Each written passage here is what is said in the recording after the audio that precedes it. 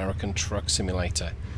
This is David Steele, and here's my truck. Not that you can see it so good, but we're back in the Mack Superliner. It's been a year of Mack so far. Well, I'm going to go ahead and collect this this cargo. We're hauling a double today, just over 40,000 pounds. We're in Vegas. That should be kind of obvious if you know the Vegas skyline. And we're off to Kingman, because this is one of my favorite routes along Highway 93.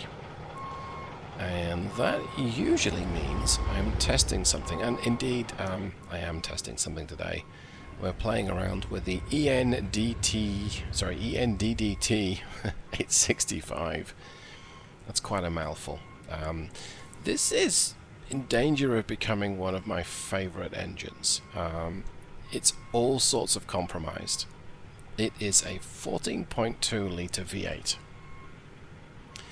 This is a maxi-dyne version, which means it's designed to work with a 5 or a 6-speed transmission. This is the detuned. Hey, I got that spot on. Alright. Let's go ahead and adjust the ride height back to normal and connect the trailer. Quick inspection of the outside view. Yeah, so this is a maxi-dyne. And this is the 285 horsepower engine. I'm going to go ahead and get a move. This is an urgent delivery. Let's see, we've got... well, we've actually got 4 hours to do the trip, and it reckons it's only 2 hours and 8 minutes to drive it. Okay, let's just gingerly make our way out of here. Okay. Here we go. Yeah, so though it's an urgent, I don't foresee any issue getting there in time, which is good. So the maxi-dyne, yes, this is the 285 horsepower version. It's the detuned 325, and it has 965 foot-pounds of torque.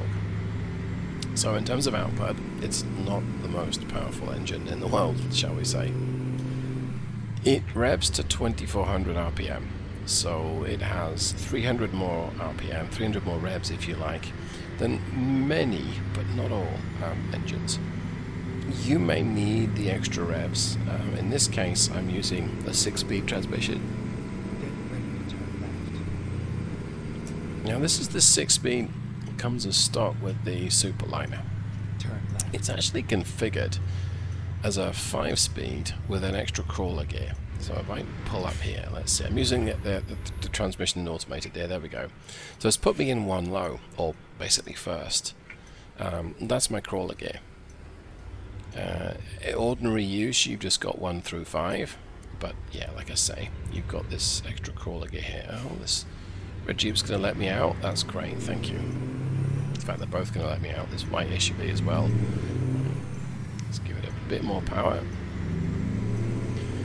So, the disadvantages of this engine. Well, number one, it's 285 horsepower and 965 foot-pounds of torque, and not a lot. This cargo is not the heaviest thing in the world. It's only 40,000 pounds. Turn left. Okay. Oh, I forgot I'm using the real dimension steering wheel, so I can barely see the indicator bulb. Let's pull that up here. There we go. Okay, so its first disadvantage, it's a fairly low output engine. Its second is it's 14 litre, not 14.2. Its third, it is a V8, and V8's not a bad design, but big yawn, excuse me, but the low down torque is not the same as an inline 6. The majority of heavy duty engines are an inline 6. So picked because they produce lots of torque low down. It's easy to get them it's easy to engineer them like that. V8's less so, and so that's the reason why you've got a few more revs, because this thing needs the revs to perform. Now that makes it fun though. I mean, hooning around, using over 2,000 RPM through the gears, that's fun. Economy tends to suffer a little. In the case of the Superliner with just a 6-speed, you need to use all those revs between the gears, and that's the Mack 5-speed, that's the Mack 6-speed approach. It's okay to use 2000 RPM or 2300, 2400 RPM. Today's trip is nowhere near as challenging as some of the drives I've done in Alaska recently. The hills are not as steep, but it's still a challenge. We've got a lot of gradients. They're going to test this engine. No word of a lie. Peak torque is from 1350 RPM, so it's not outrageously high. And there are some big cams that produce peak torque of 1500 RPM, but it's still going to be a challenge. Yeah, so you see, it revs it to just over 2000 RPM in the lowest gear, and then, yep, that's about 2000 going from second to third. Second direct to third direct, so 2 to 3 to 4. Okay, we're going up a hill, so it's probably, yeah, it's going to stretch it out a little bit. I'm now giving it full power, and we're losing speed. And we're what, doing 20 miles an hour? So yeah, it's not the most powerful of engines, and right now, of course, we're getting 1.3 miles per gallon. Okay, now it's going to change up. I'm going to use the cruise control to get me up to 35. So that instantaneous number of 1.3 miles per gallon, we tend to do better than that on a trip. But I'm not expecting much more than maybe 4.5, 5 from this trip. I might be surprised. Okay, so fourth at 35 is 1900 revs. Let's try and shift it up. It did it, to my surprise. That's about 1150 revs in top gear. Okay, I'm going to get off the power on the brake. Color scheme today is this beautiful metallic red. It's a little bright, and I even went with matching red hubs just for the front. We've got the full, I'll say the full, we've got lots of chrome here. But I figure if you're going to have a V8 in a Mack, you want it to at least look all shiny and pretty. And besides, you may not be going that quickly, so people have the chance to appreciate it. That's always a good thing. Listen to that engine. Oh yes. And it sneezes between gear changes. It's just a pleasant thing to run around with. And if you so feel the need, you can tweak this thing up. It's certainly in the game.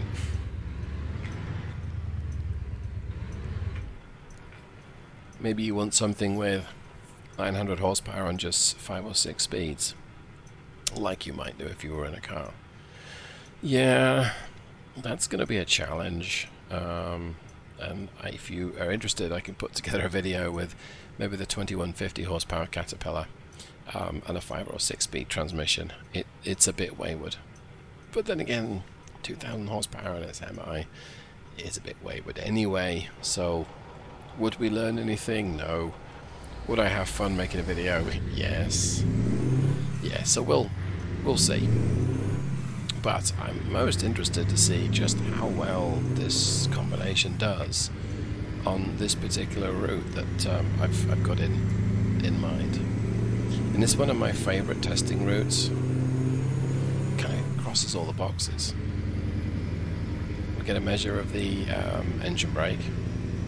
We get a measure of acceleration through the gears. We get how flexible it is in top gear. Yeah, what more could you ask for? Oh, okay, there's no roundabout or traffic circle. But other than that, quick sneaky use of the engine brake. I believe that's a Dynatard that we have attached to this engine. This is why it has a distinctive sound to it. Don't think it's a Jacob brake. I could be wrong. We get to go soon. Yep, there we go.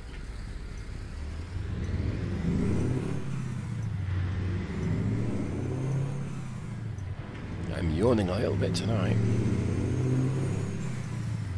And in the real world, away from the game, we had a pretty epic thunderstorm through the area this evening, and it's still lingering. We might hear some peals of thunder. If it does thunder in the game, it should be pretty obvious. What's an ice cream cone? Ice cream sundae truck doing out. What time is it? 5 AM? 5:15 AM. It's getting an early start. It's probably going to be a hot day. Oh, almost. Power. Yeah, so this crawler gear really is just designed to get you moving. And then you select one direct and off you go. But for an easy to drive truck, a 5-speed with a maybe either a crawler as a low or possibly even a switch on the dashboard. I'm not sure how this particular transmission works in the Mack. It makes it easy to drive. It's not a synchronous gearbox, okay, but you've only got 5 gears to choose from. I guess 6.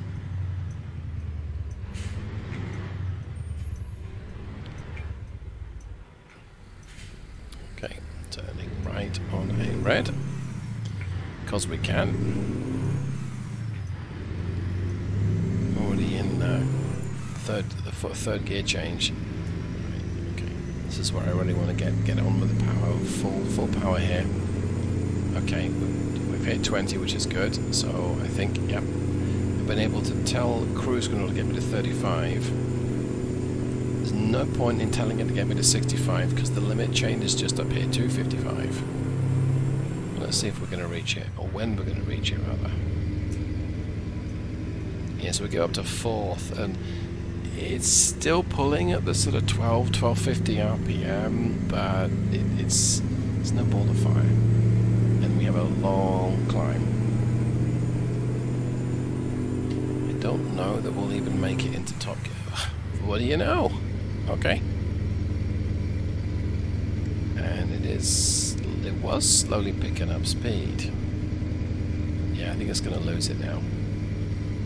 I'm going to suggest it changes down. Oh, there we go. And I did it at the same time that it did, so it put me in the 3rd. Way to go, David. I'll try it in 4th. And yeah, I think I lost too much speed. I'm not going to touch it now. I'm going to let it figure it out for itself. There we go. Down into 3rd. Give it a second to get up to boost pressure, and now we're at boost. Let's see if we can accelerate. It'd be nice if we could. I mean, at this point, do I put the 4-ways on? I guess I'm going to, because I'm doing less than 20. Let's do that. Because now the whole world can see my embarrassment. Time for a quick iced drink. Put my feet up on the dash. I've got cruise control on. There's not much else I can do other than occasionally steer.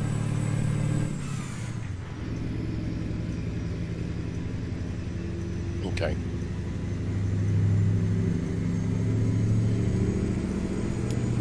Other than my numptiness forcing it to shift down, or making it shift down 2 gears, I would say that it actually climbed that hill, I'd say, reasonably successfully.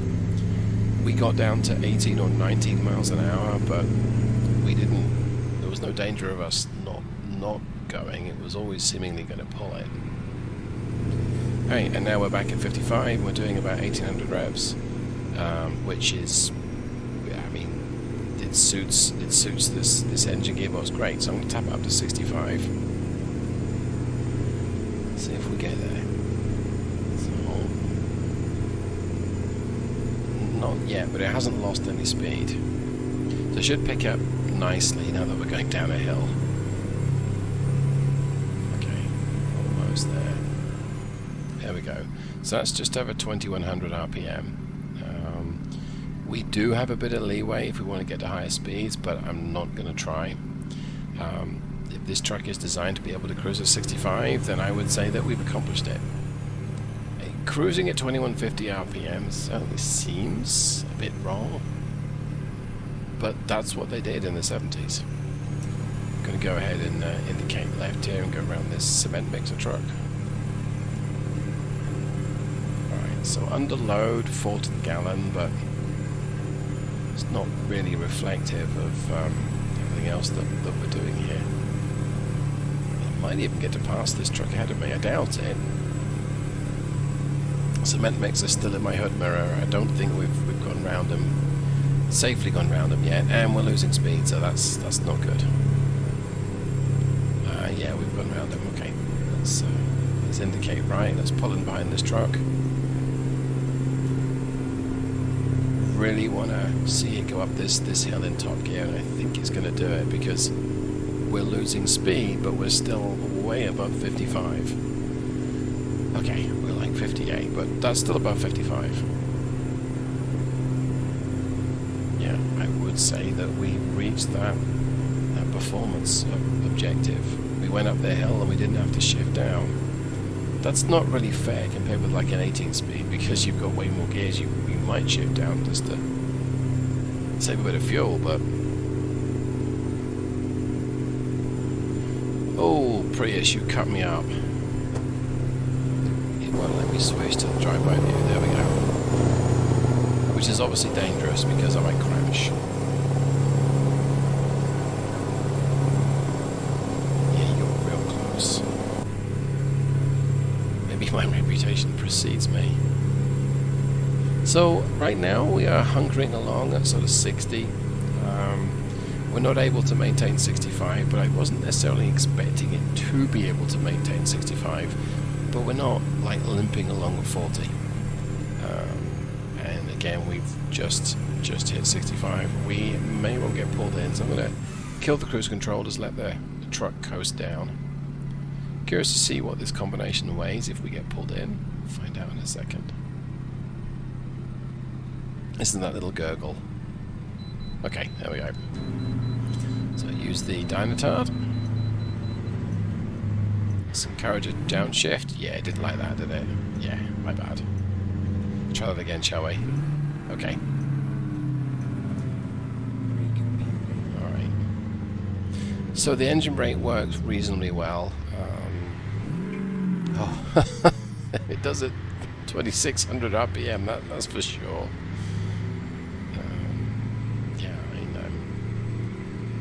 This is done about as well as I could have hoped, and better than I expected. Okay, let's lift off now. Guess is what I'm going to weigh. So I'm going to say 75,000 pounds because we've got a sleeper cab, like so. Quite a chunky rig, but it's an older truck and a 40,000 cargo. So let's find out. 78,000 pounds. Okay, a little bit more than I thought. But that is very much a modern truck weight, a modern combination truck weight.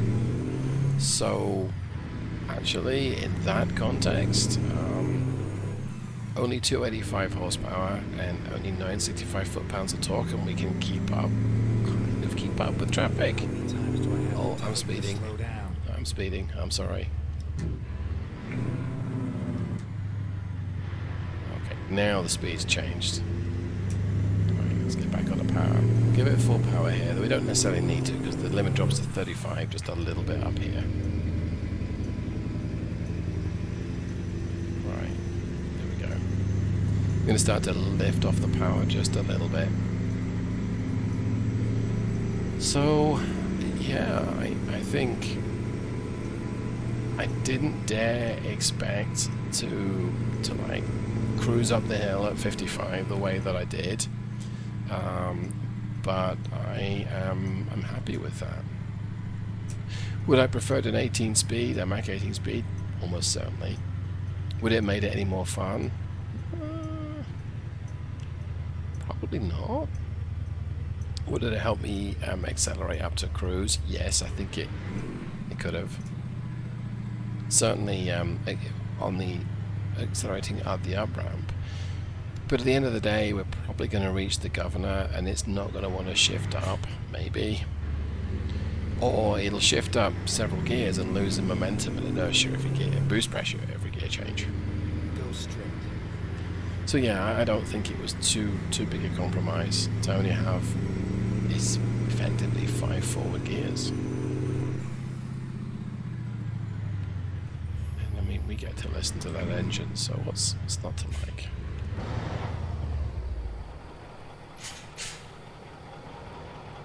That's a nice red. It's a little darker than the trailer, but I like that color. I've got a couple of metallic reds I've saved to my favorites for the metallic paint. There's this one and there's a darker one. The dark one works great on some trucks, but less on the Mack, I think.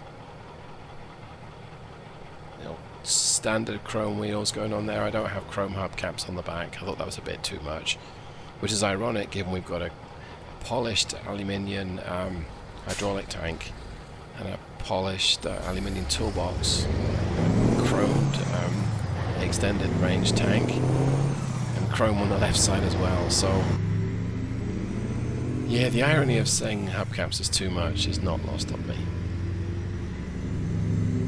Let's ascend up this hill. I'm giving it full beans. I'll hit resume on cruise control, but I'm not going to get up to speed. I just want to be a little bit throttle off going up the hill because I'm lazy like that.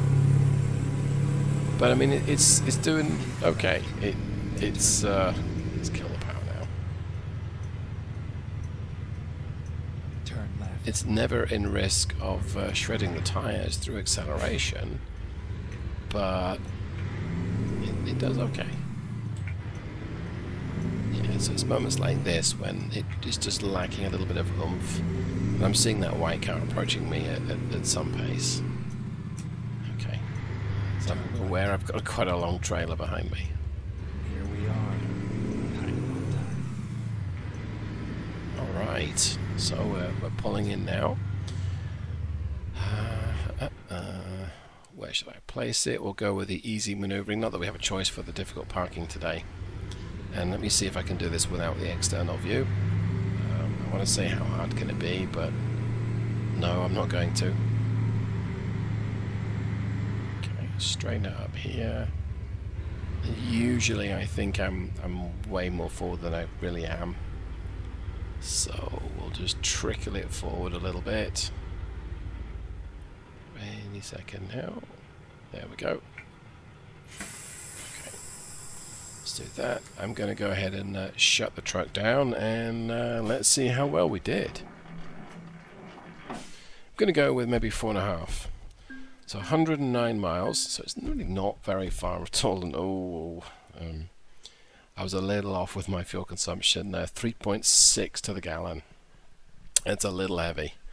It reflects all the extra 2 cylinders. That's a bit more friction, the older engine, the fairly large capacity, and the short gearing. Would you buy an older truck? It gets poorer mileage for the fact it's cheaper to buy and it's potentially more reliable, or would you really not even look at a Mack Superliner and get the the Peterbilt 579, the Cascadia, something like that, and know that you're going to get much higher mileage? If you have an opinion, go ahead and leave it in the comments below. You can like and subscribe and follow me along for more crazy adventures. I'll see you in the next one. Thanks so much for watching, everyone. Goodbye.